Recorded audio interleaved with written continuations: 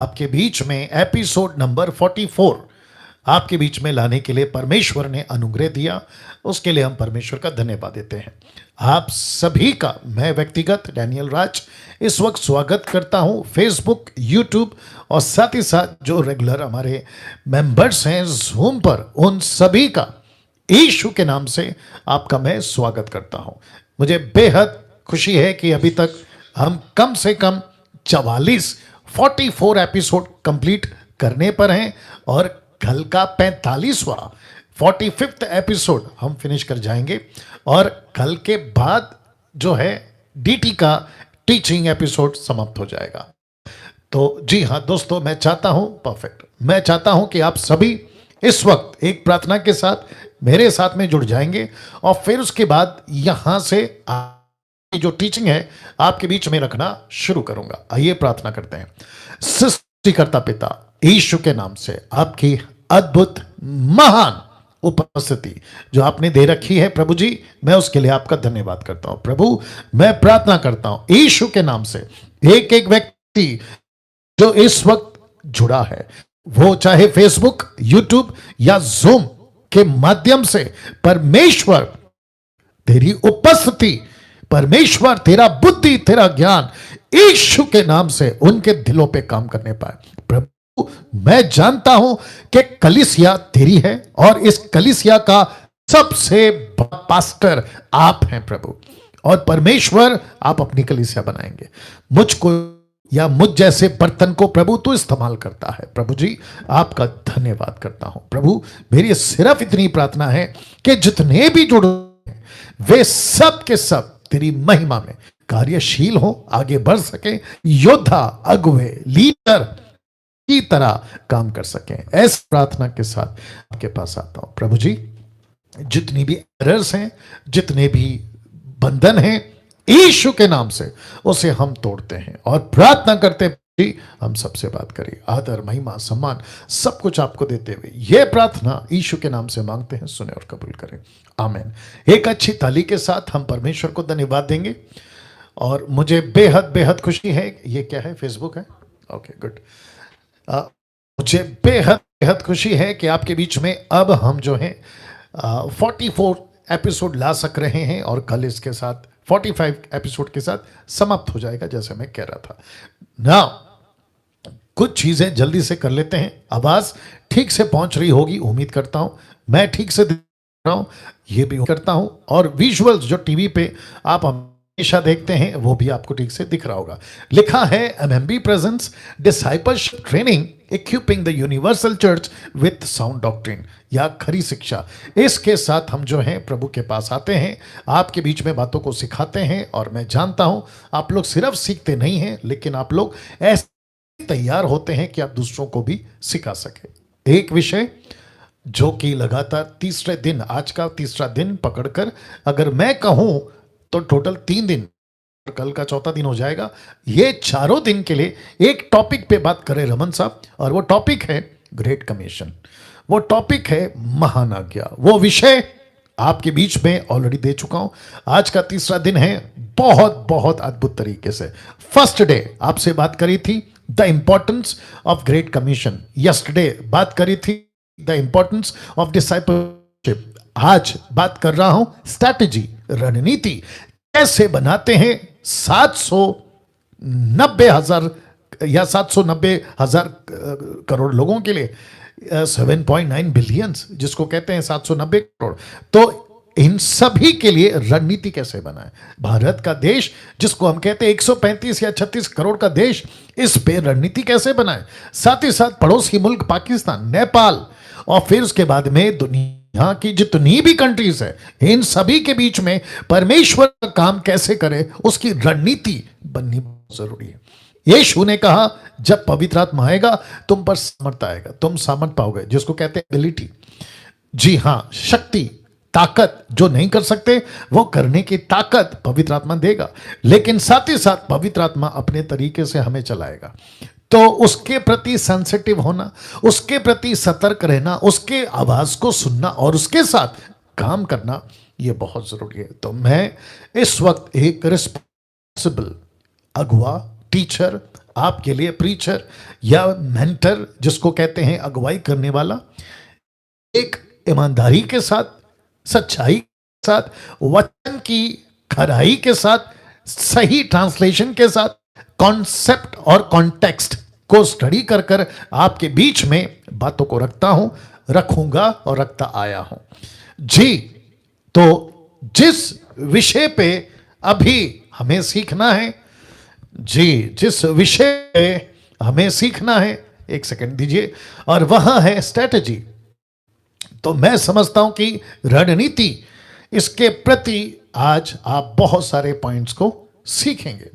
तो आपके बीच में मैं उसको रखने जा रहा हूं, एक सेकंड दीजिएगा, टेक्निकल एरर है, उसको ठीक कर लेते हैं और उसके बाद आपके बीच में बातों को रखेंगे जी। क्योंकि आप सभी जानते हैं कि हम निर्भर हैं अभी फिलहाल टेक्नोलॉजी पे। आशा करता हूं कि ठीक हो गया जी, ठीक हो गया। ओके, रमन साहब दिख रहा होगा, ठीक है। ओके, आते हैं। लिखा है strategy to reach unreached groups. जी, आपने नहीं सुना, रिपीट करता हूं, strategy to reach unreached groups, जिसको हिंदी में कहते हैं रणनीति बनाना जी, रणनीति बनाना। आप सभी जानते हैं कि अगर जब तक हम रणनीति नहीं बनाएंगे या स्ट्रैटेजी नहीं बनाएंगे किसी भी चीज के लिए, उस चीज को, उस युद्ध को, उस कार्य को, वो चाहे घर हो या फिर किसी भी तरह का कार्य हो, उसको अचीव, सक्सेस, कामयाब, सफलता नहीं मिलती। राइट जी हाँ। तो जिसके चलते मसीह का काम, मिशन ऑफ द क्राइस्ट, अगर इसके प्रति रणनीति नहीं बनाई, गई भैंस पानी में। तो मुझे बहुत बहुत एक्साइटेड हूं कि आपके बीच में कैसे 7.9 बिलियंस को रीच आउट कर सकते हैं, उसके प्रति आज आपके बीच में बातों को रख रहा हूं। तो जितने फेसबुक पे लाइव देख रहे हैं, रिक्वेस्ट करता हूं शेयर करना, वॉच पार्टी करना, दूसरों के साथ में इन वीडियो को बांटना। आप अभी अभी अभी मैं रिक्वेस्ट करता हूं, अभी शेयर करना शुरू करें, राइट नाउ, अभी, जिसके चलते मसीह की खरी शिक्षाएं लोगों तक पहुंच सके। और साथ ही साथ आप कौन से कंट्री से, किस देश से, भारत के किस राज्य से आप देख रहे हैं, टाइप करना शुरू करें। साथ ही टिक टिक जो है आपका थंब हार्ट, ये बिल्कुल चलता रहना चाहिए, इसमें जरा भी रुकावट नहीं आनी चाहिए, ठीक है ना। और साथ ही साथ सीखना है, लिखना है, आपको जैसा करना है, क्योंकि पीडीएफ तो हम डीटी वालों को देते हैं जी। तो लिखा है strategy to reach unreached groups, रणनीति बनाना। एक चीज आपके बीच में रख रहा हूं, लिखा है you need to understand these two concepts. ये कौन सा कॉन्सेप्ट है? ये वाला। एक लिखा है आ कल्चर और दूसरा लिखा है अदर्स कल्चर। इंग्लिश में आ कल्चर एंड अदर्स कल्चर। आप देख सकते हैं कि कैसे तरह तरह के राष्ट्रों के कलरफुल आप देख सकते हैं जातियां। आप इसको अभी और ठीक से देख पाएंगे जी। तो जिसके चलते आपके बीच में लिखा इंग्लिश, हिंदी देता हूं, अपनी संस्कृति और दूसरा है अन्य संस्कृति। क्या कभी आपने सोचा था या कभी आपने प्लान किया था कि परमेश्वर जिसने मुझको और आपको बचाया, उसने हमको दो संस्कृति में रखा है, जिसको कहते हैं दो जातियां। एक है आपकी जाति, दूसरी है दूसरों की जाति, जिसको कहते हैं अपनी संस्कृति और दूसरा है अन्य संस्कृति। नाउ आप सभी जानते हैं भारत एक ऐसा देश है जो संस्कृतियों का देश है, जिसमें रिचुअल्स, फंक्शंस, कल्चर भयंकर है, अद्भुत है, और 90% इसका रिश्ता मूर्ति पूजा से होता है। आप सभी इस बात से वाकिफ हैं। तो जिसके चलते मैं समझता हूं कि जब आप रीच आउट करते हैं किसी को, जैसा लिखा है रीचिंग, रख देता हूं, लिखा है या strategy to reach unreach group, reach unreach group. तो अगर आप दूसरों तक पहुंचना चाहते हैं तो आपको समझना होगा कि आपका कल्चर क्या है, दूसरों का कल्चर क्या है। Is that right? आपकी संस्कृति क्या है, दूसरों की संस्कृति क्या है।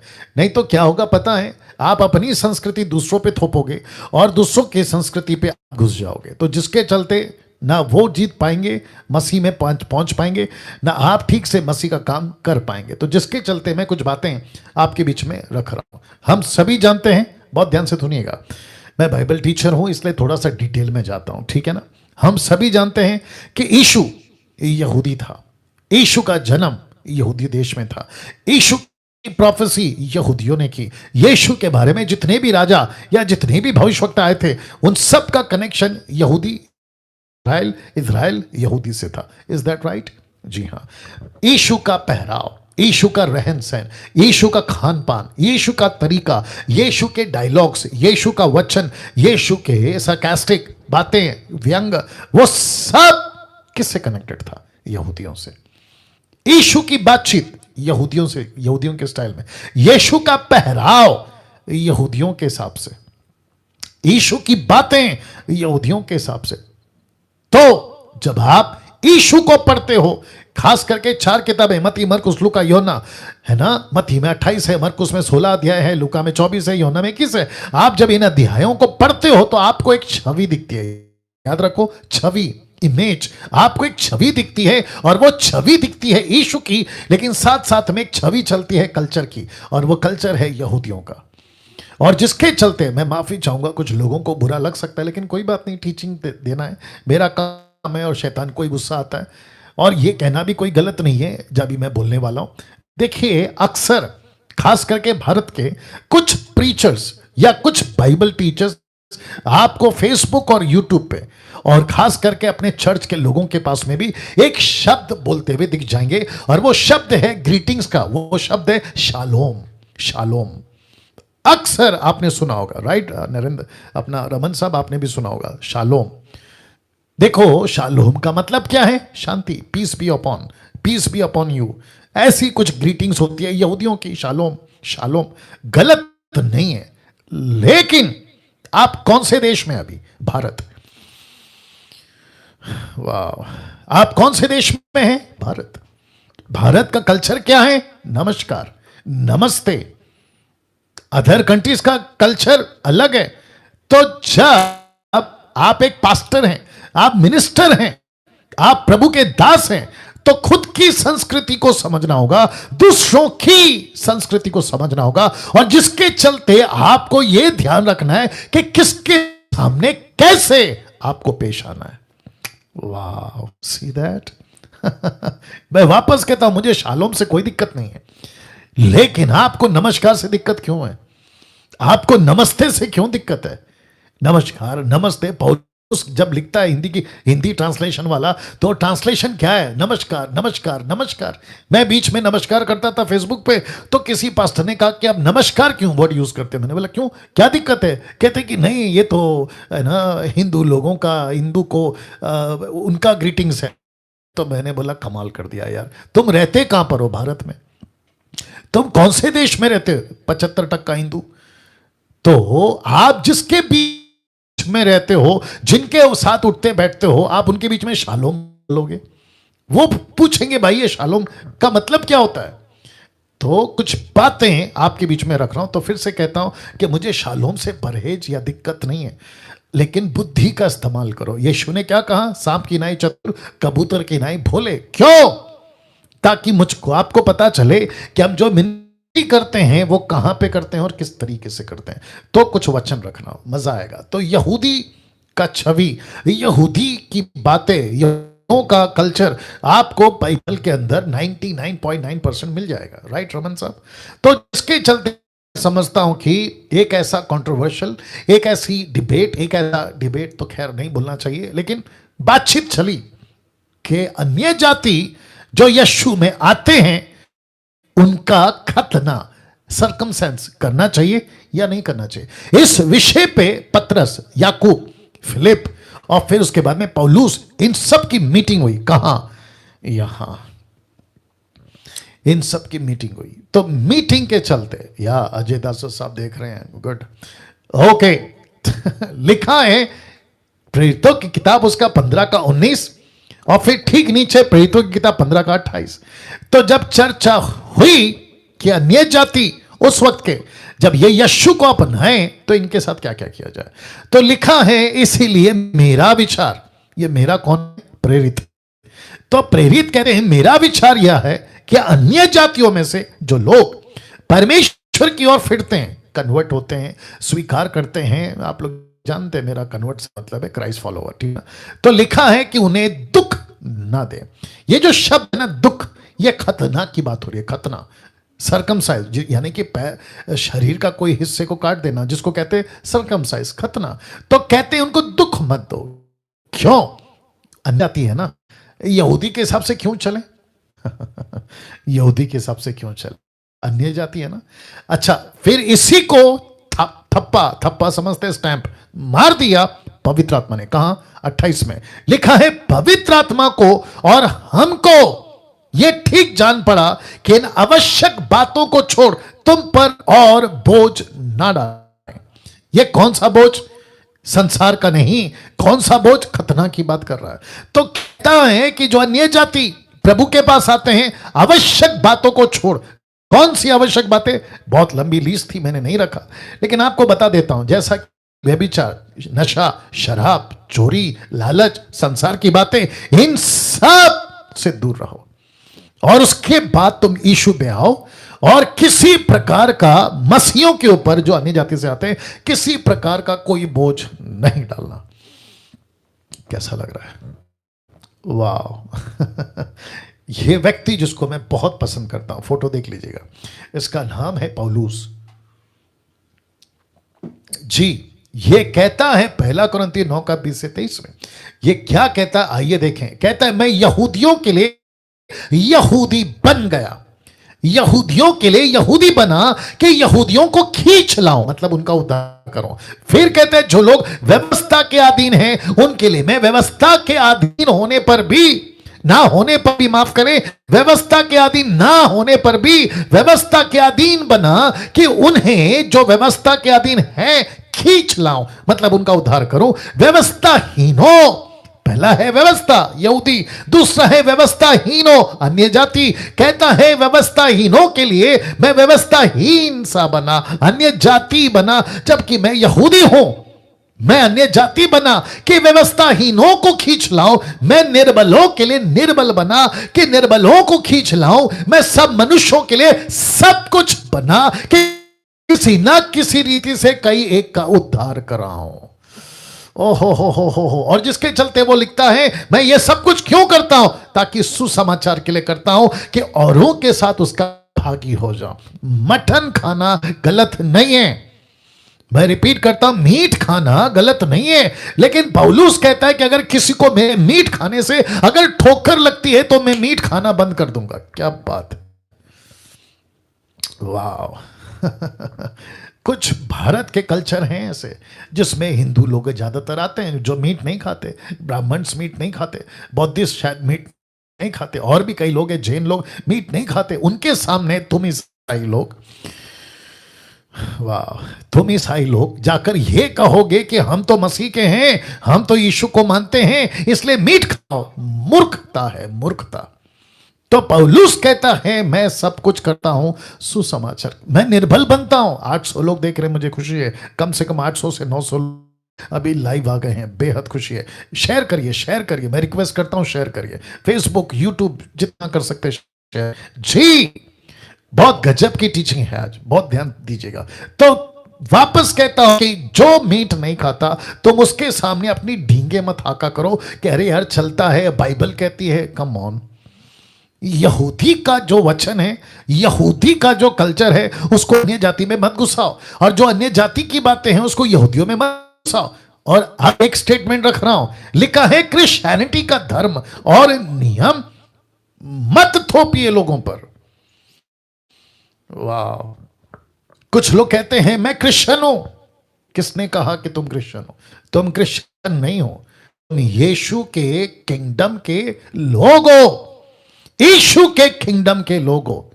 यह क्रिश्चियनिटी यहां चलती है, या रोम के टाइम पे चलती होगी, या फिर कैथलिक के हिसाब से चलता होगा, या जिस कॉन्स्टिट्यूशन में भारत का जो संविधान है उसमें 4 धर्म 7 धर्म, जिसमें एक आता है क्रिश्चियनिटी।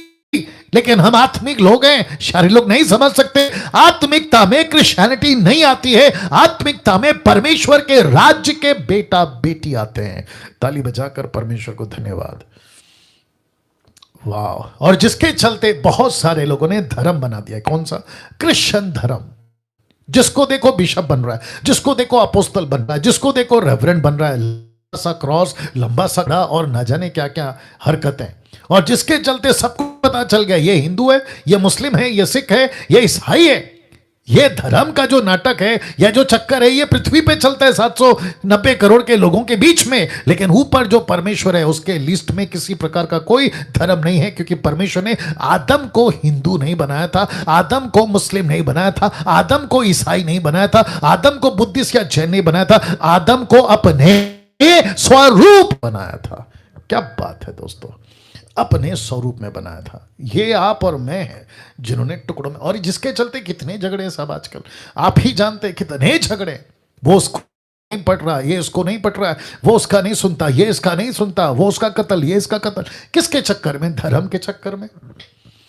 या तो जो सच्चा बाइबल का प्रचारक होगा, जो जेन्युइन प्रीचर होगा, वो कभी धर्म की ये सब की बातें नहीं करेगा, वो इंसानियत की बात करेगा। और तो वापस कहता, जो आपके ठीक स्क्रीन के ऊपर आप देख रहे हैं, क्रिश्चियनिटी का धर्म और नियम मत थोपिए लोगों पर जो अभी अभी प्रभु में आते हैं, कि ऐसे उठो, ऐसे बैठो, ऐसे कपड़े पहनो, ऐसे मत करो, वैसे मत करो, ये मत खाओ, वो मत खाओ। ये नाटकबाजी बंद करिए, ये नाटकबाजी बंद करिए, क्योंकि मसीह में नहीं चलता ये, मसीह में नहीं चलता ये।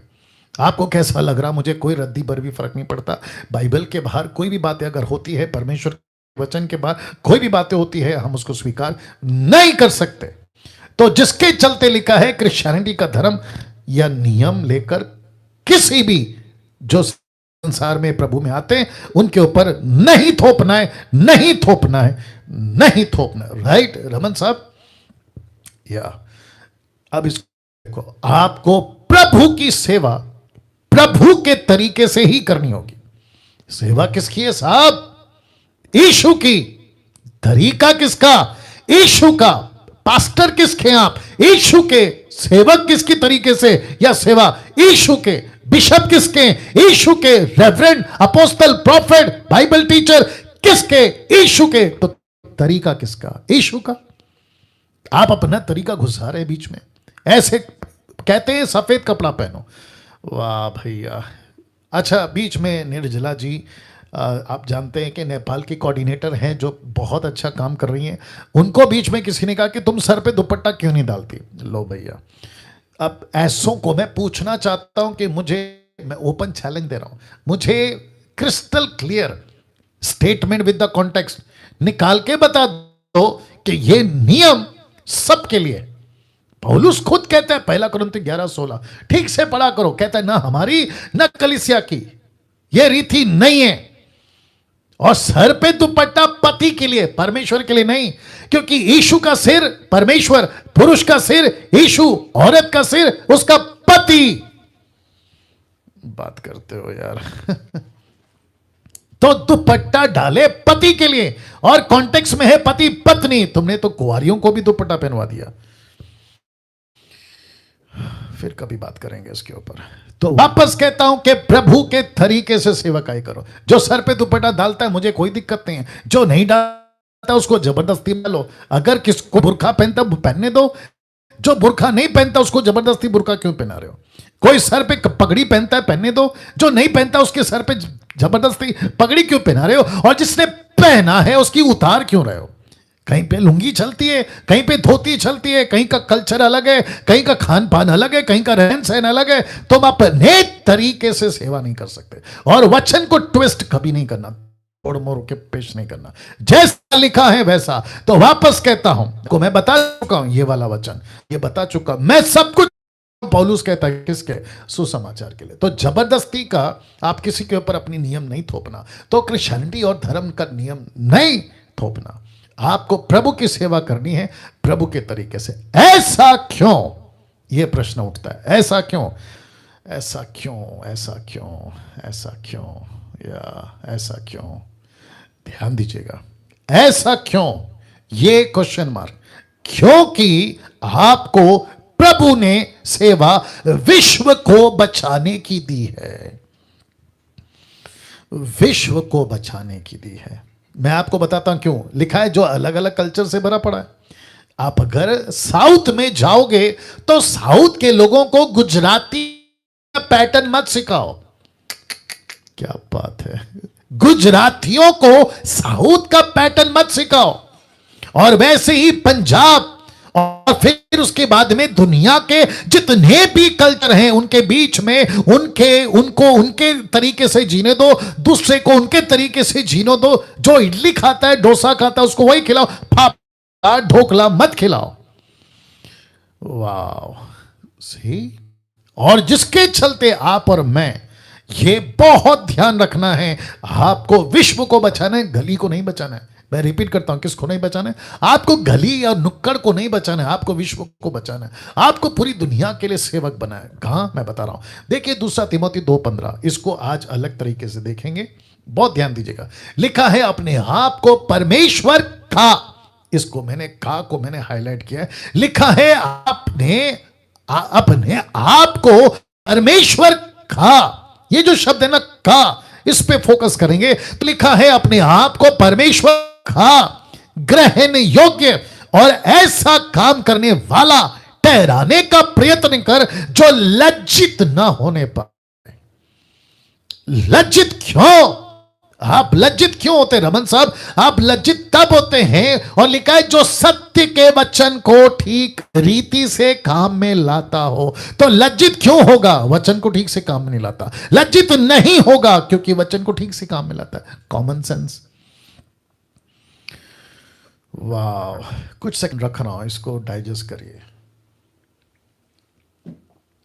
मुझे बेहद खुशी है कि कम से कम 1100 लोग अभी जुड़ गए हैं। 1100 के आसपास लोग गए हैं, वापस आते हैं। तो लिखा है अपने आप को परमेश्वर का ग्रहण योग्य ऐसा काम करने वाला ठहराने का प्रयत्न कर जो लज्जित ना होने पाए। इसका मतलब क्या है? लज्जित क्यों होगा? क्योंकि सत्य के वचन को वो ठीक से काम में नहीं लाता, जिसके चलते वो लज्जित हो गया। तो प्रभु कहता है, पौलुस कहता है कि जो सेवक है, देखो क्या लिखा है, अपने आप को परमेश्वर का, ये जो शब्द है ना का, ग्रहण योग्य और ऐसा काम करने वाला ठहराने का प्रयत्न कर। तुझे 24/7 ध्यान देना है कि तू किससे बात कर रहा है। Come on, get. जितने पास्टर्स लीडर्स मुझे सुन रहे हैं, गेट रेडी। आप किससे बात कर? जो प्रीचर्स है ऑनलाइन, मस्तन के रमन साहब आपको भी, निर्जला जी आपको, नेतन साहब आपको, और जितने भी सुरेश कामले, पॉल, जितने भी हैं, सबको कहना चाहता हूं, आप जब फेसबुक पे, यूट्यूब पे बात करते हैं, आपको बी केयरफुल, आप क्या बात करते हैं, क्योंकि आपको दुनिया भर के कल्चर के लोग सुन रहे होते हैं। आपको दुनिया भर के कल्चर के लोग सुन रहे होते हैं। या कुछ लोग कहते हैं सफेद कपड़ा पहनो, कुछ लोग कहते हैं सोना मत पहनो, कुछ लोग कहते हैं मेकअप मत करो, makeup makeup makeup makeup makeup makeup, जो भी है। लेडीज को कहते हैं लिपस्टिक मत लगाओ, ले गजब है। उसका पति को पसंद है, तू बीच में अपनी टांग क्यों डाल रहा है?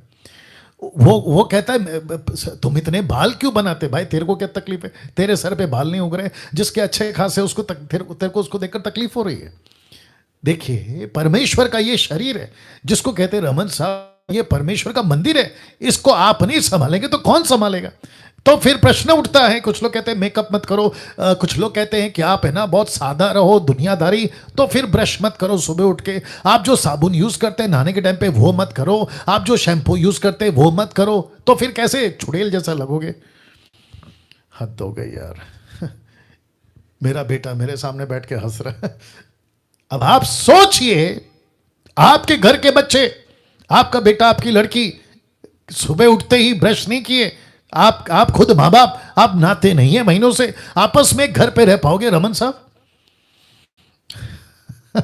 आप सोच के देखिए, मुर्दा घर जिसको कहते हैं ना, मैयत का घर, मुर्दा घर, वहां पे ऐसी बदबू आती घर पे आने लगेगी। तो परमेश्वर ने बुद्धि दिया है, बुद्धि उसका इस्तेमाल करिए। तो ऐसे किसी प्रकार का नियम जिसके चलते तुम लज्जित हो जाओ। मैं वापस कहता हूं, मैं बहुत रिस्पॉन्सिबल बाइबल टीचर हूं, मुझे कई लोग सुनते हैं, मुझे इस बात का ज्ञान है, मुझे इस बात का सेंस है। मैं किसी भी प्रकार का कोई मूर्खता का स्टेटमेंट नहीं दूंगा। मैं हमेशा कहता हूं, मैं पूरी तैयारी के साथ आता हूं।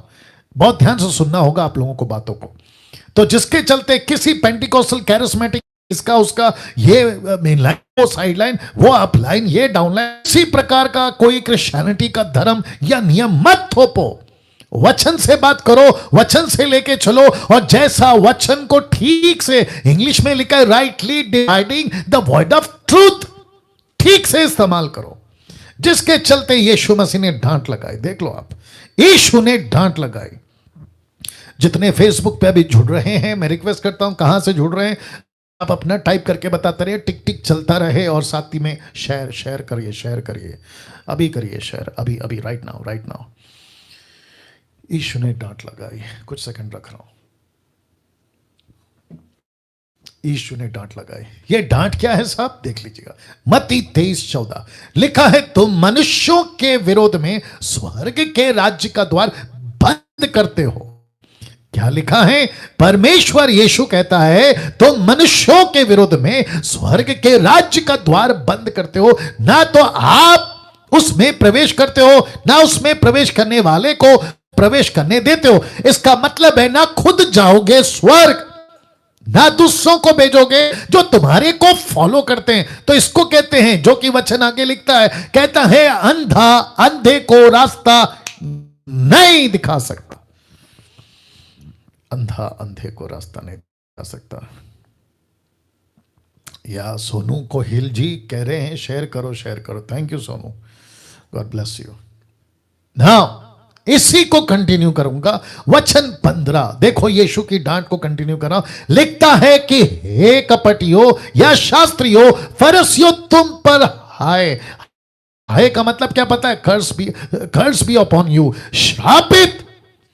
कहता है, शास्त्री फरीसियों, तुम पर श्राप, तुम पर हाय। क्यों इतना गुस्से में क्यों है साहब यीशु मसीह? इतने एंग्री, इतने गुस्से में क्यों है? कहता है, तुम एक जन को अपने मत में, अपनी कम्युनिटी में, रिलीजियस में, अपने धर्म में, अपने मत में लाने के लिए सारे जल और थल, मतलब जमीन आसमान को एक कर देते हो। और वो जब कन्वर्ट हो जाता है, उद्धार पा लेता है, जब वो तुम्हारे मत में आ जाता है, तो लिखा है, तुम उसे दूना नरकीय बना देते हो, 2 गुना नरकीय बना देते हो। नहीं तो अपना क्या नाम है, रमन साहब, कभी ये वचन पढ़ा था? लिखा है कि तुम एक ऐसे व्यक्ति को दुगना नरकीय बना देते हो। मतलब वो व्यक्ति तो पहला कहता है नहीं जाएगा, कि तुम नहीं जाओगे। जब तुम नहीं जाओगे तो वो कहां से जाएगा? फिर कहता है कि वो संसार में अच्छा खासा था, लेकिन जब तुमने उसको अपने मत में, यानी कि अपने रिलीजन में लेकर आया, यहूदी बना दिया, तुमने उसको दुगना नरकीय बना दिया, दुगना। Wow, can you believe this? वैसे ही आज चल रहा है। इसको कहते हैं आसमान से गिरे, आगे बोल दीजिए, खजूर में आके, या खजूर में अटके। अच्छा खासा संसार में था, तो वहां पे तो नाश हो ही रहा था, उसकी जिंदगी वैसे ही नरक जा रही थी। लेकिन तुमने क्या किया? अरे चर्च में जुड़ जाओ, क्रिश्चियन बन जाओ, यहूदी बन जाओ। तो यीशु कहता है, वो तो फिर तुमने उसको दुगनी नरक बना दिया, उसका जीवन तो तुमने दुगनी नरक बना दिया। Can you believe this?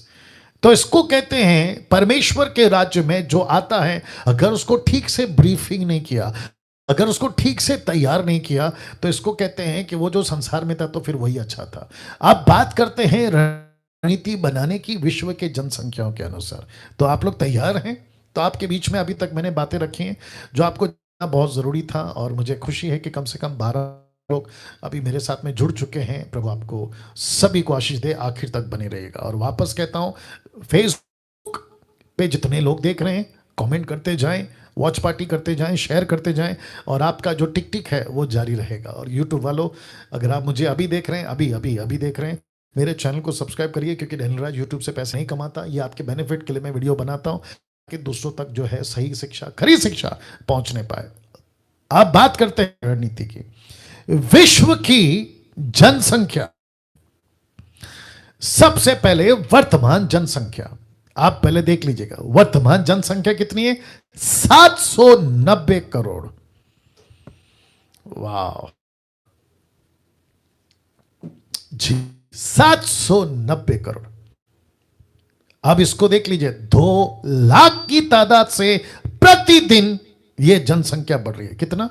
2 lakh प्रतिदिन। 2 लाख पॉपुलेशन इस पृथ्वी पर आती है। Vicky Dongre, thank you, mind blowing, या थैंक यू विकी। वापस आते हैं 2 लाख की तादाद में, रमन साहब 2 लाख की तादाद में ये जनसंख्या बढ़ती है। अब आपको एक स्ट्रैटेजी दे रहा हूं, ये चित्र देख लीजिएगा। जब 1830 था तो 100 करोड़ की आबादी थी दुनिया की। जब 1930 था तो 200 करोड़ की आबादी थी। 1960 300 करोड़, 1975 400 करोड़, 1986 500 करोड़ 1996, 600 करोड़ 2010, आते आते 700 करोड़, और अभी कितना है 2021 चल रहा है 790 करोड़।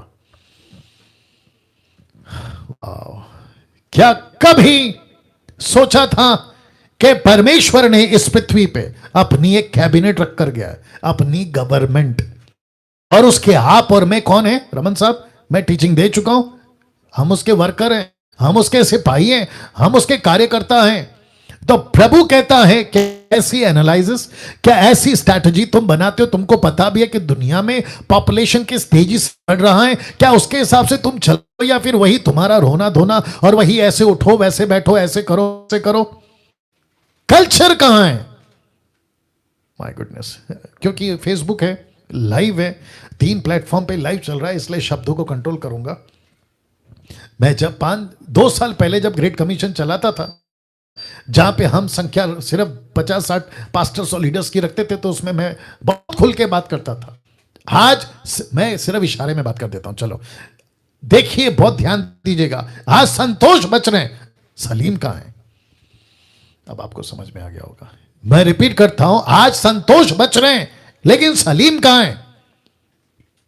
90% चर्च में आपको मिडिल क्लास मिल जाएंगे, लेकिन बाकी चर्चेस में या बाकी जो पॉपुलेशन है दुनिया में, वो कहां है जिसको कहते हैं अंबानी, वो कहां है जिसको कहते हैं टाटा, वो कहां है जिसको कहते हैं लंदन के प्रिंस, वो कहां है जिसको कहते हैं करोड़पति लोग?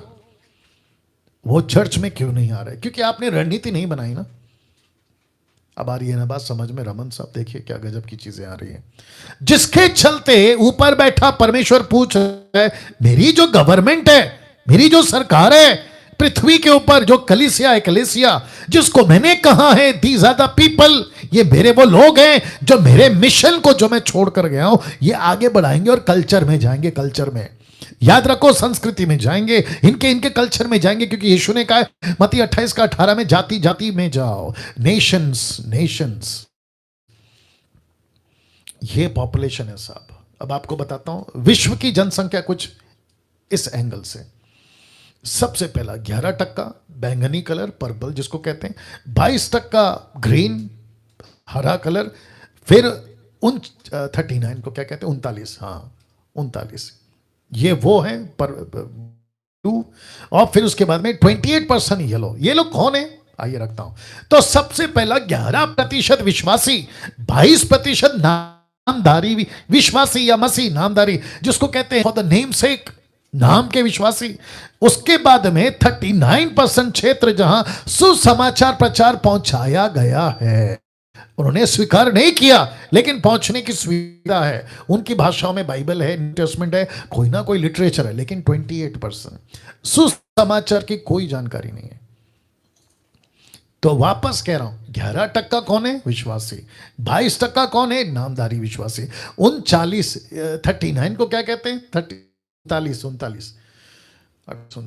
या सुसमाचार पहुंचा तो है लेकिन प्रभु स्वीकार किया नहीं किया, वो बात का विषय। 28 सुसमाचार की कोई जानकारी नहीं। अब इसको देख लीजिए, पहुंचा समूह, अनपहुंचा समूह। एक लिखा है पहुंचा जातीय समूह और दूसरा लिखा अनपहुंचा जातीय समूह। अब पहला क्या है? सच्चे विश्वासी 11%, नामधारी विश्वासी या मसीह 22%, फिर उसके बाद में पहुंचा जन समूह क्षेत्र 39। अब बीच में क्या आ रहा है देखिए, या आ गया बीच में दीवार, और दीवार के इस तरफ मुस्लिम, धर्महीन, हिंदू, बौद्ध, आदिवासी, सिख, यहूदी, अन्य, ये टक्का है। 28 विश्व की जनसंख्या, 28% विश्व की जनसंख्या। मैं कुछ सेकंड इसको रख रहा हूं, डाइजेस्ट करिए। या तो अभी प्रश्न उठता है, वापस पीछे जा रहा हूं, अभी प्रश्न उठता है क्या ये जो विश्वासी 11%, चलो इनकी पोस्टमार्टम करते हैं, तो इसमें कितने ऐसे हैं जो सच्चे हैं? इनमें कितने ऐसे हैं जिनका कोई ना कोई प्रॉब्लम है? कोई पाप में है, कोई नशे में है, कोई विचार में, कोई पैसे के लालच में है, कोई संसार की बातों में, पिक्चर के गाने, थिएटर में जाना, संसार की बातों में पढ़ना, इनमें से अगर मैं कटौती करते चला जाऊं तो मुझे लगता है 6% भी नहीं बचेंगे। फिर बात करते 22% पूरा का पूरा रिजेक्ट, टोटल रिजेक्ट। इसको गिनती में नहीं ले सकते, क्योंकि ये कौन है? नामधारी। क्रूस पहनते हैं लेकिन क्रूस पे चढ़ा यीशु नहीं चाहिए।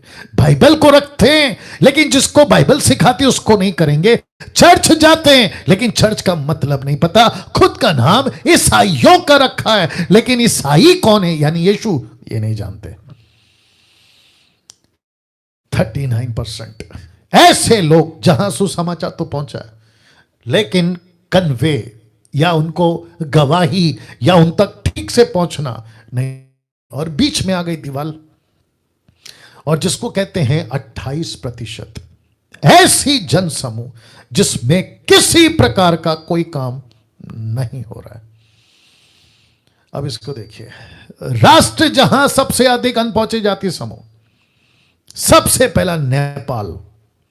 कितने यूपीजी हैं जिसको कहते हैं अनरीच पीपल ग्रुप 242।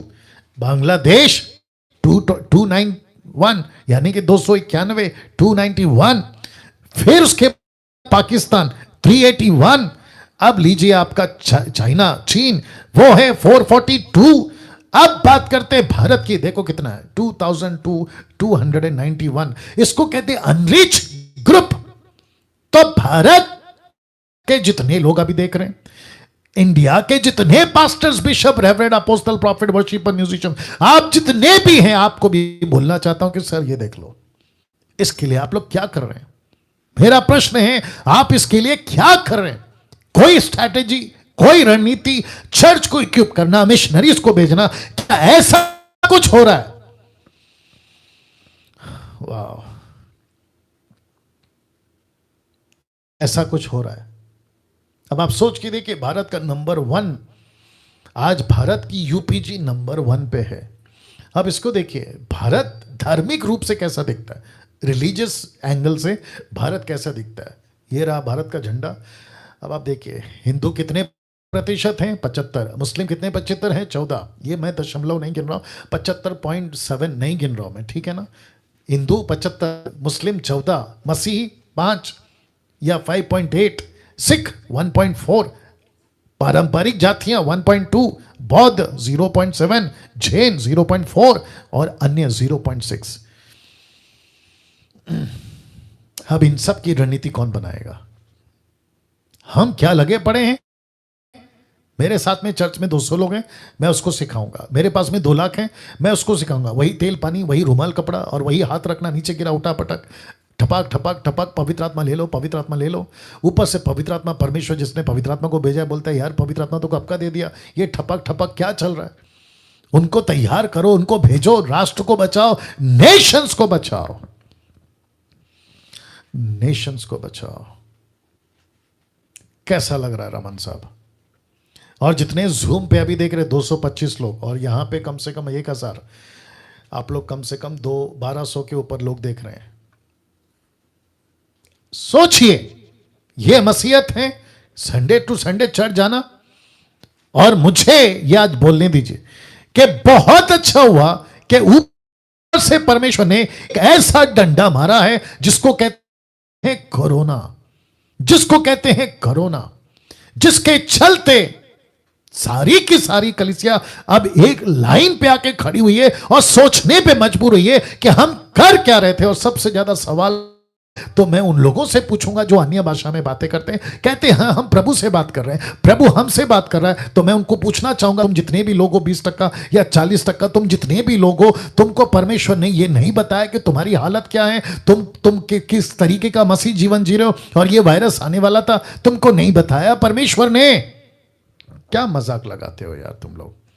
सबसे पहली चीज तो ये जिब्रिश, जिसको मैं जिब्रिश कहता हूं, जंगली भाषा, ऐसी कोई भाषा नहीं है बाइबल के अंदर जो तुम उठाकर घूम रहे हो।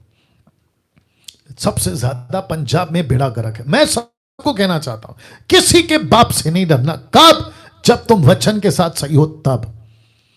मुझे किसी ने बीच में पंजाब से कॉल किया था, बोला एक पास्टर है, कहता है कि मैं तुमको देख लूंगा, क्योंकि उसने अन्य भाषा पे सवाल किया था। उसके छेले छपाटे कहते हैं कि हमारे पास्टर तुमको अभी नहीं छोड़ेंगे। तो मैंने उसको इनकरेज करा, मैंने कहा कि तुम भी मत छोड़ो उसको, क्योंकि सत्य तुम्हारे पास है। उनके पास सत्य नहीं है। मैं तो ओपन चैलेंज भी दे चुका हूं, स्ट्रेट क्लियर क्रिस्टल स्टेटमेंट कोई निकाल के बता दे कि अन्य भाषा स्वर्गीय भाषा है, ऐसा एक वचन निकाल के बता दो, नहीं मिलेगा। तुम उसमें घुसे पड़े हो, 8-8 घंटा बैठते हो, 4-4 घंटा बैठते हो और ऐसी भाषा में बात करते हो। एक वीडियो मेरे पास भेजा गया था जिसमें मुझे लगता है कि कम से कम 2 घंटा नॉन स्टॉप, 2 घंटा नॉन स्टॉप एक ही टेप रिकॉर्ड की तरह वही जिब्रिश। अब ऐसा वीडियो मेरे पास है, मैं उसको देखकर क्या करूं? अब आप सोच के देखिए, इसको कहते हैं ना कि जो गुरु है वो भी अंधा और जो उसको फॉलो करते हैं वो भी अंधे। या इसको समझना होगा, ये स्ट्रैटेजी को समझना होगा ना। भारत की कलीसिया पर एक नजर, भारत की कलीसिया पर एक नजर। रमन साहब आप ठीक हैं? पानी पी लो, पानी पी लो। या लिखा है 1985 में भारत में लगभग 1,14,000 कलीसिया थी। कितना? 1,14,000। जैसे ही 2000 आया भारत में 3,19,000 कलीसिया। उसके बाद 2000 आते आते 3,77,000, 73 को 77 अगर कहते हैं, या 373 कलीसिया है, 3,73,000।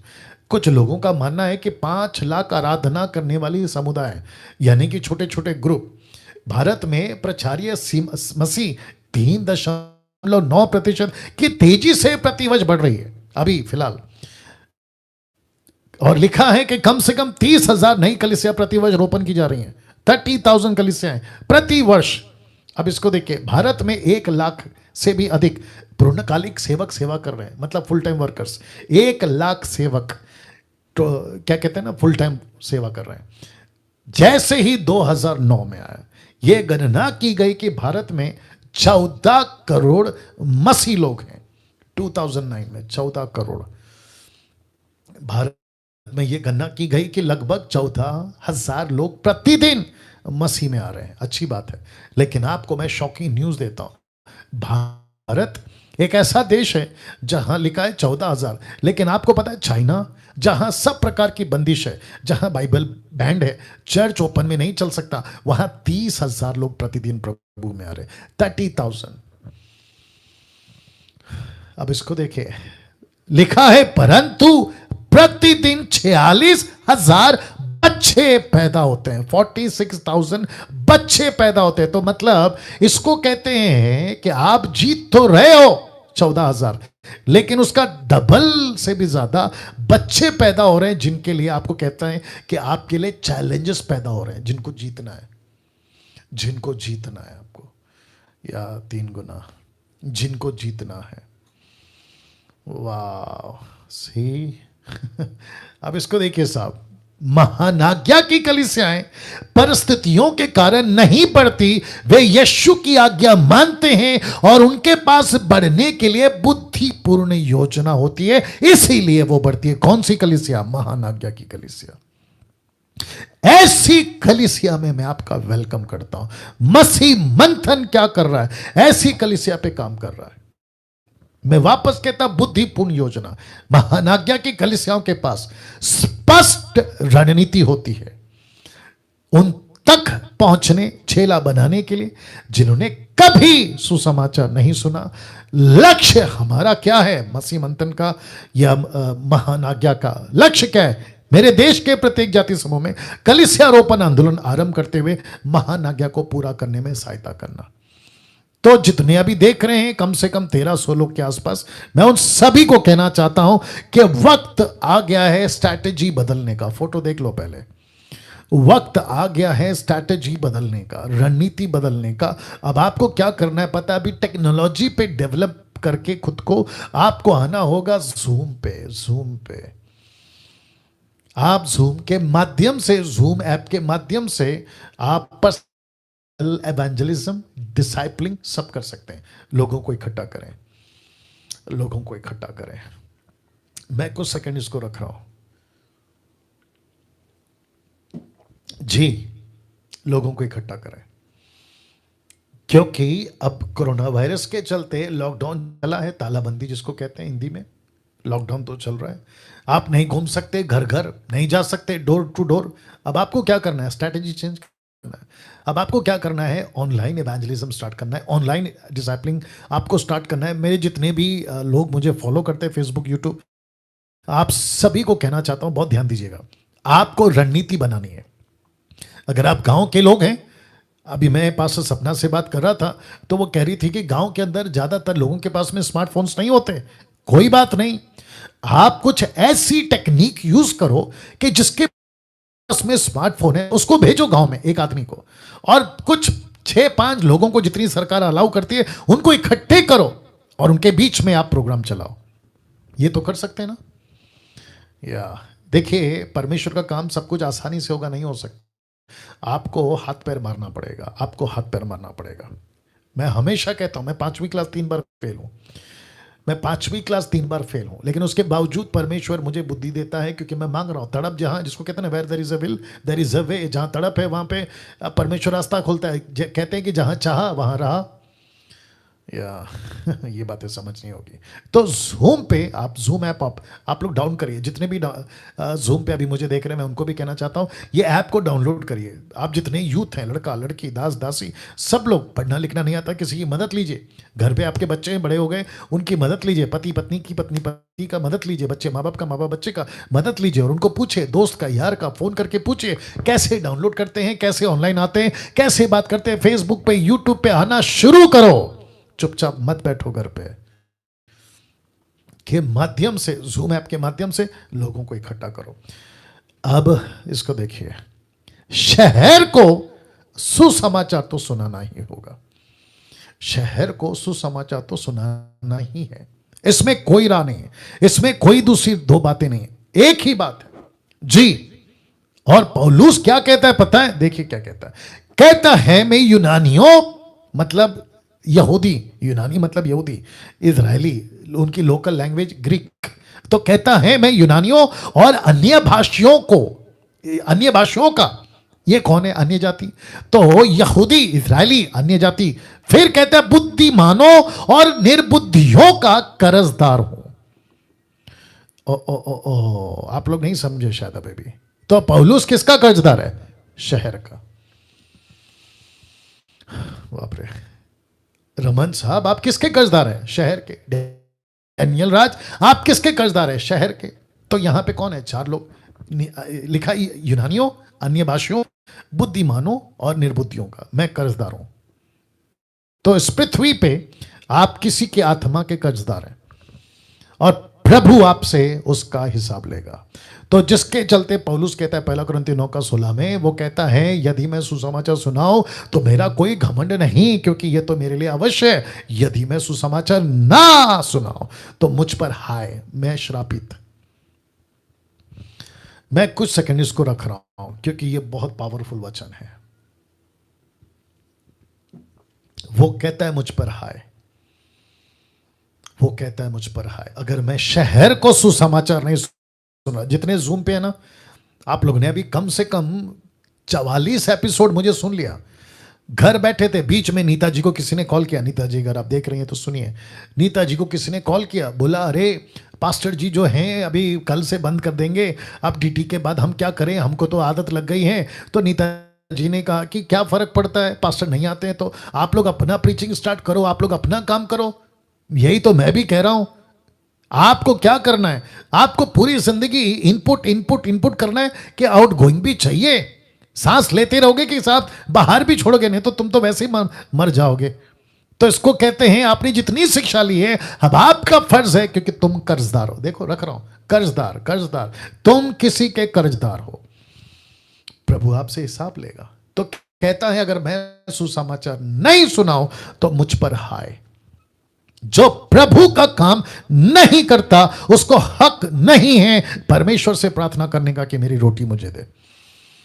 तो इसलिए तो लिखा ना, जो मजदूर का काम करेगा उसी को तो वेतन मिलेगा।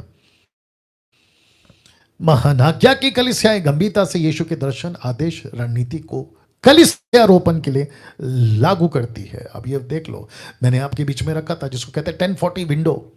1040 विंडो आपको पता चल गया। देखो 40 ऊपर 10 नीचे, 1040 विंडो जी। इस हिस्से में मैंने आपको बताया था, आपका भारत है, आपका इस्लाम कंट्री, बौद्ध है और साथ ही साथ में नॉन रिलीजन। इसके बीच में प्रेरितों की किताब 1:8 रखा हूं मैंने। क्यों? क्योंकि इस 1040 विंडो में आपका यरूशलेम है जिसको कहते हैं आपका शहर, आपका यहूदिया है जिसको कहते हैं आपका राज्य, आपका समरिया है जिसको कहते हैं आपका पड़ोसी, और आपकी पृथ्वी के छोर जिसको कहते हैं अनपहुंचे लोग, अन्य जाति, एथनिक ग्रुप्स, दूसरे कल्चर के लोग इसमें रहते हैं।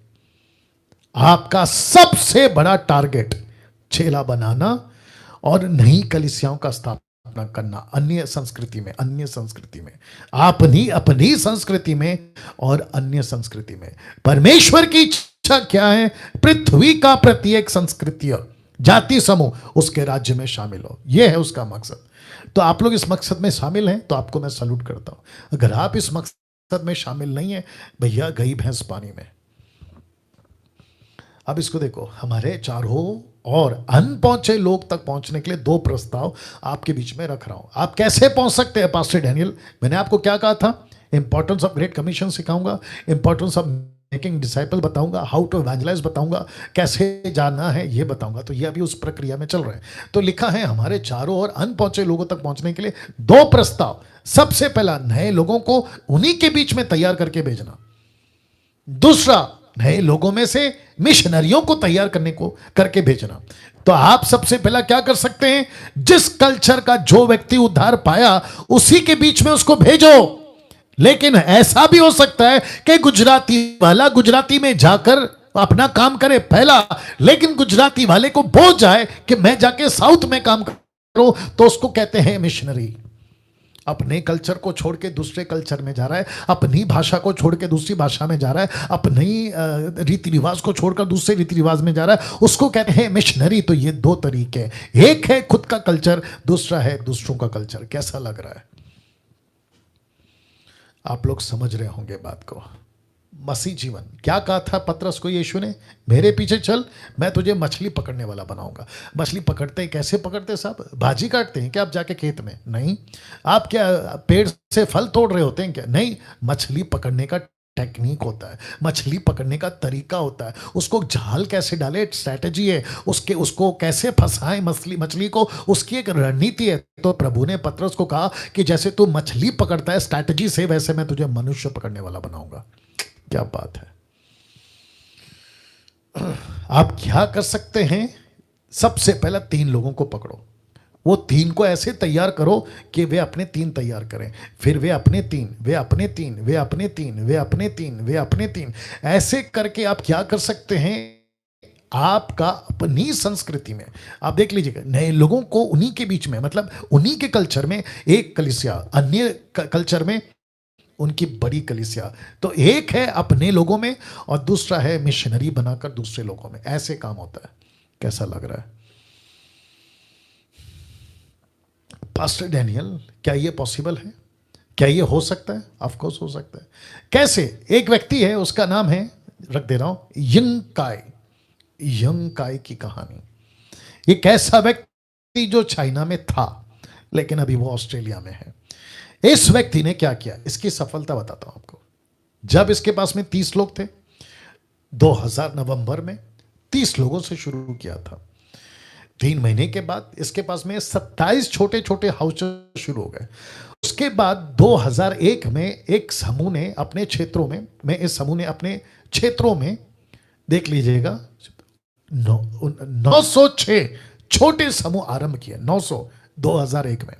उसके बाद 1 साल में सुसमाचार को 17 नगरों में उन्होंने पहुंचाया।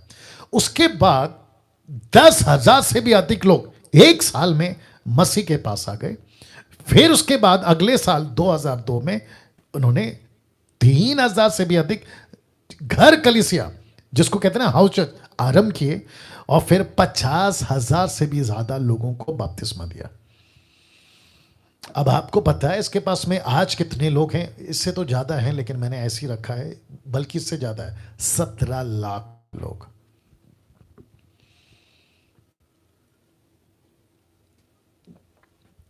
कैसा लग रहा है? 17 लाख लोग आज इसके पास है। सिर्फ अनुमान बताया मैंने आपको, इससे ज्यादा है 17 लाख लोग। अब आप पूछोगे पास्टर डैनियल इसने ऐसा क्या किया, मैं आपको बताता हूं इसने क्या किया। हंकाई की 5 रणनीति, कितनी मन साहब? 5। सबसे पहला, इसने प्रत्येक को प्रशिक्षित किया, जिसको कहते ट्रेन किया, तैयार किया, हर एक को। उसके बाद इसने क्या कहा पता है? इन्हें क्यों गवाही देना है, किसको गवाही देना है, कैसे गवाही देना है, यह सिखाया। तीसरा, माफ करें, दूसरा, इसने सिखाया कैसे अपनी कहानी और यीशु की कहानी सुनाना, उसका अभ्यास कराया, मतलब उनको ट्रेन किया। तीसरा, इसने क्या किया? प्रत्येक व्यक्ति को सुसमाचारीय प्रार्थना सूची तैयार करने को कहा, मतलब तुम्हारे जितने दोस्त हैं, रिलेटिव्स, फ्रेंड्स, सबकी लिस्ट बनाओ और उनके लिए प्रार्थना कर दो, जिसको कहते हैं प्रेयर लिस्ट। चौथा, प्रत्येक सप्ताह 5 लोगों को गवाही देने के लिए प्रशिक्षित किया कि आपको कम से कम 5 लोगों को गवाही देना है। पांचवा, उन्हें प्रशिक्षित किया कि प्रत्येक नया विश्वासी को, देखिए बहुत ध्यान दीजिएगा, कि वे एक प्रशिक्षकों के प्रशिक्षक के रूप में देखें, मतलब एक नए विश्वासी को लीडर के रूप में देखें। आई होप आप लोग सब सुन रहे हैं। ये 5 बातें, इसकी पीडीएफ भेजूंगा मैं आपको। अब इसको एक एक करके बताता हूं। सबसे पहला, क्यों गवाही देना है, किसको गवाही देना है, कैसे गवाही देना है। क्या कभी सोचा था, क्या इसके ऊपर फोकस किया था? मैं क्यों गवाही दूं? क्योंकि मेरी गवाही से, यीशु की कहानी से किसी की जीवन बदलेगी। कैसे दूं? मराठी वाले को मराठी में, बंगाली वाले को बंगाली में, गुजराती वाले को गुजराती में, तेलुगु, तमिल, कन्नड़ा, दुनिया की जितनी भाषाएं, उसी भाषा में मैंने स्ट्रैटेजी बनाई है। पास्टर जी, आप अगर मुझे सुन रहे हो, क्या आपने चर्च को ऐसा ट्रेन किया है? तुम चर्च में बॉस बन के बैठ गए हो, तुम लाल कपड़ा पहन के बैठ गए हो, क्रॉस गले में डाल के बैठ गए हो, और तुम चर्च का पैसा भी खूब खा रहे हो, पैसा लाओ, दशमांश लाओ, खूब एंजॉय कर रहे हो, लेकिन एक एक चीज का प्रभु हिसाब लेगा, याद रखना, एक एक चीज का प्रभु हिसाब लेगा। तो क्या ऐसी चीजों को तुम सिखा रहे हो? क्यों गवाही देना है, किसको गवाही देना है, कैसे गवाही देना है? क्या कभी चर्च को आपने 2 कहानी की प्रैक्टिस करी? एक अपनी कहानी, दूसरा यीशु की कहानी। आपकी कहानी क्या है, मेरी कहानी क्या है? आज से कुछ 24-28 साल पहले मैं मसीह में नहीं था, मैं यीशु को नहीं जानता था, मैं संसारिक था। ऐसे कर कर मुझे किसी ने वचन सुना, मेरा जीवन बदला। क्या ऐसी प्रैक्टिस आप अपने चर्च को कराते हो? यीशु की कहानी 2000 साल पहले या 2021 साल पहले यीशु पृथ्वी पर आया, पैदा होते ही जमीन हिल गई, आसमान हिल, तारा नीचे आ गया, ज्योतिषे हिल गए, जो अन्य जाति थे राजा की कुर्सी हिल गई, जो हेरोदेस का राजा था तूफानें उठ गई, आंधियां चली। जब वो बड़ा हो गया, मिनिस्ट्री करने लगे, लंगड़े देखने लगे, अंधे देखने, लंगड़े चलने लगे, अंधे देखने लगे, गूंगे बोलने लगे, मुर्दे जिलाए गए। ये सारा काम करने वाला एक मसीहा एक दिन क्रूस पे मरता है और तीसरे दिन जी उठता है और आज भी जिंदा है, जो पापियों के लिए रास्ता खोल गया ताकि स्वर्ग जा सके। क्या ये बातें सिखाते हैं? क्या कभी सिखाया कि प्रचार, सुसमाचार प्रार्थना सूची कैसे बनाते हैं? उन लोगों के नाम जिनको आप गवाही देने वाले हो, क्या कभी सिखाते हो कि कैसे लिखना है, उनके लिए प्रार्थना कैसे करना है? और क्या कभी आपने आपके चर्च को यह कहा है कि पुरुष हो या स्त्री हो, आप एक लीडर हैं, आप एक लीडर हैं? और यीशु क्या करता था? यीशु जब भी किसी को देखता था, पतरस को देखा लीडर है, सामरी औरत को देखा लीडर है, फिलिप को देखा लीडर है, जिसको देखा लीडर है, लीडर है। क्या ऐसे हम देखते हैं? जब 28 साल पहले रमन साहब या नेतन साहब या जितने भी अभी देख रहे जूम पे, उन सभी को कहना चाहता हूं कि 28 साल पहले जब यीशु ने कुलाबा में मुझे देखा, महाराष्ट्र, मुंबई, तो उसने मुझे लीडर के रूप में देखा। आज आप मुझे पास्टर कहते हो, आज आप मुझे बाइबल टीचर कहते हो, लेकिन यीशु मसीह ने 28 साल पहले देख लिया था कि डैनियल, तू एक दिन प्रीचर बनेगा, तू एक दिन बाइबल टीचर बनेगा, तू एक दिन दूसरों को तैयार करेगा। 28 साल पहले देख लिया। मेरे बाप ने कभी नहीं देखा, मेरे मां ने कभी नहीं देखा, मेरे रिलेटिव्स ने कभी नहीं देखा। उन्होंने कहा कि ये तो निकम्मा है, कुछ नहीं कर सकता, लेकिन उस यीशु ने देखा। वैसे ही जितने अभी कितने लोग हैं, 1200-1300, आप जितने भी हैं, सबको यीशु कहता है तुम लीडर हो, तुम लीडर हो। क्या बात है, क्या बात है। अब इसको देखिए, कलीसिया जिसका दर्शन संसार को जीतना नहीं है, वो शीघ्र ही मर जाती है। जिस कलीसिया का दर्शन संसार को जीतना नहीं है, वो शीघ्र मर जाती है। भारत 1040 विंडो, विश्व की 790 करोड़। अगर आपका यह दर्शन नहीं हैं आप मर जाओगे। दूसरे शब्दों में कलीसिया मर गई। अब आगे कल एपिसोड नंबर 45 आपके बीच में कल बात करूंगा और आपको बताता चलूं कि कल लास्ट है। इस डीटी का कल आखिरी दिन है। देखते देखते समाप्ति पे आ गए। कम से कम 3 महीना आपके बीच में ये व्यक्ति डैनियल राज लगातार बातें करता आया। क्या नहीं प्रचार किया, क्या टॉपिक पे बात नहीं किया, सब कुछ। कल बात करूंगा कि आपको क्या करना है। कल बात करूंगा कि आपके साथ एक व्यक्ति है, उसका नाम है पवित्र आत्मा। कल बात करूंगा कि आपकी चाह, आपका पैशन, आपकी धड़प किस में होनी चाहिए। मसीह मंथन बैठक इसी इसी काम में है। मिशंस के लिए, मिशनरीज के लिए अगर आप कुछ देना चाहते हैं, सुमन वैद्य जो मसीह मंथन की ट्रेजरर हैं, आप उनको कॉल कर सकते हैं। ये उनका नंबर है। मैं रिक्वेस्ट करता हूँ, काफ़ी लोग आगे आ रहे हैं लेकिन ये काफ़ी नहीं है, क्योंकि हम कई तादाद में मिशनरी को भेजना चाहते हैं भारत में।